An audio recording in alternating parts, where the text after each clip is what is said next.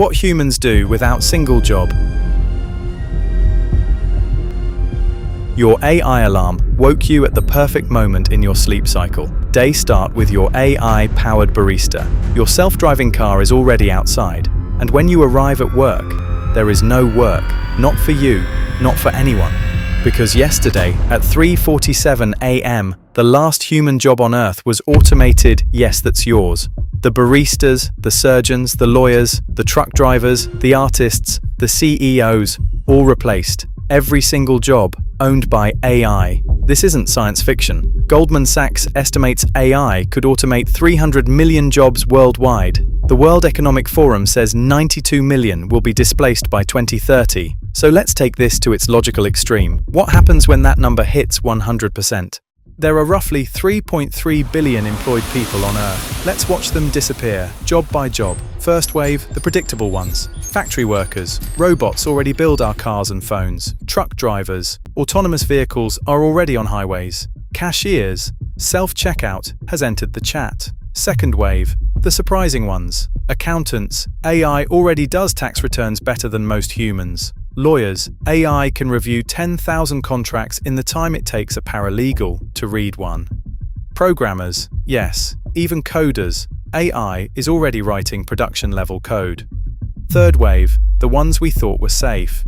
Doctors. AI diagnoses skin cancer more accurately than dermatologists. Teachers. AI tutors can personalize education for every single student. Artists. AI generates paintings, music, and films that win awards. When every wave has passed, what's left? Here's the first mind-bending paradox. The economy doesn't collapse, not immediately anyway, because the whole point of AI taking every job is that the work still gets done. Factories produce goods, hospitals treat patients, power plants generate electricity, farms grow food.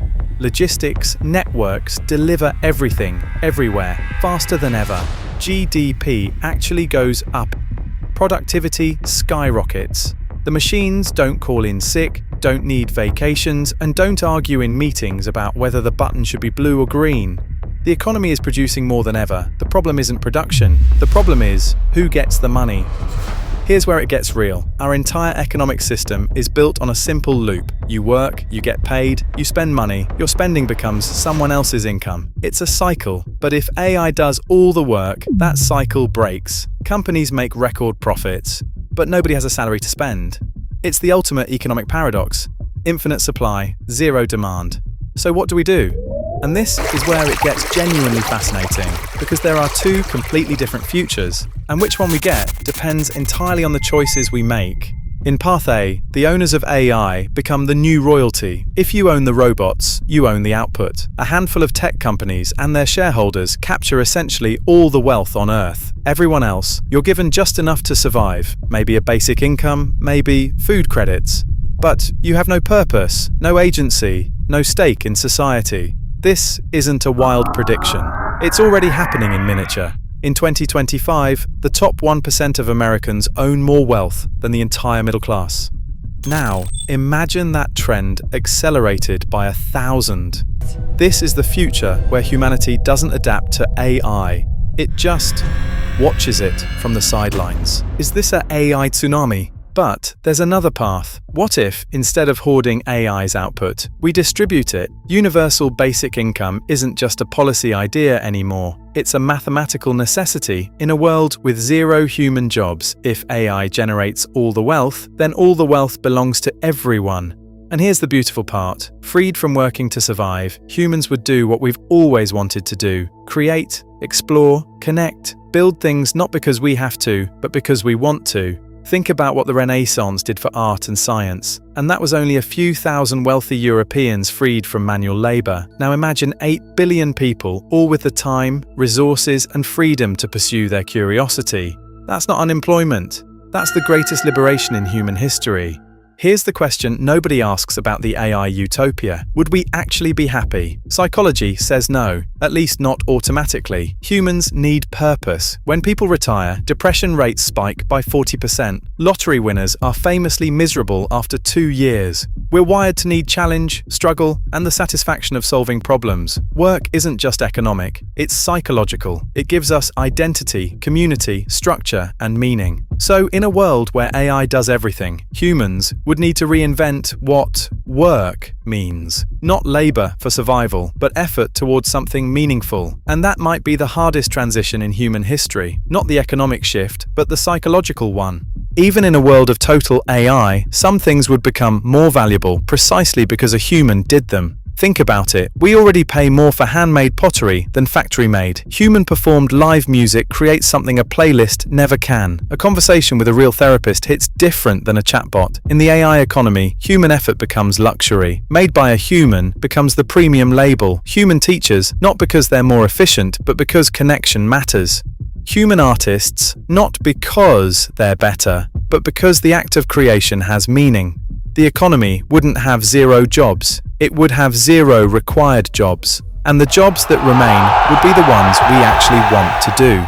So when does this actually happen? The honest answer, slowly, then all at once. Right now, in 2026, AI can automate about 20 to 30% of tasks in most jobs. The World Economic Forum predicts 92 million jobs displaced by 2030, but 170 million new ones created, a net gain of 78 million. By 2035, autonomous vehicles, AI agents and robotics could automate 50 to 60% of current jobs.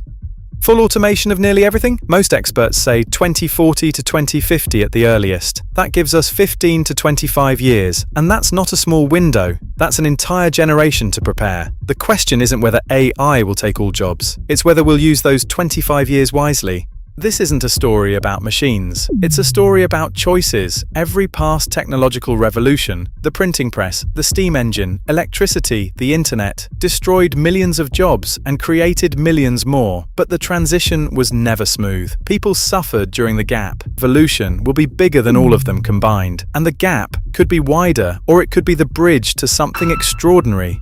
The tools to build Path B exist. Universal basic income to cover the basics. Education systems redesigned for creativity, not compliance. Shared ownership of AI systems so everyone benefits. New definitions of contribution beyond paid labor. We don't have to wait for 2045 to start building this.